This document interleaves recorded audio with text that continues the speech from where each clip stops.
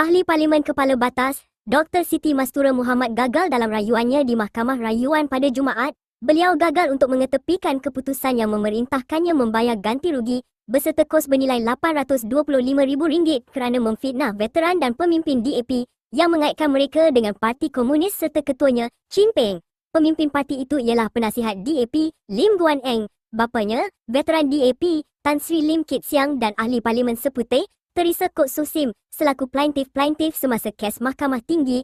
Panel 3 hakim dipengerusikan Datuk Ahmad Kamal Mat Syahid memutuskan demikian selepas menolak rayuan Siti Mastura untuk mengetepikan semua keputusan Mahkamah Tinggi dan mengekalkan jumlah ganti rugi yang diputuskan pada 4 Disember 2024.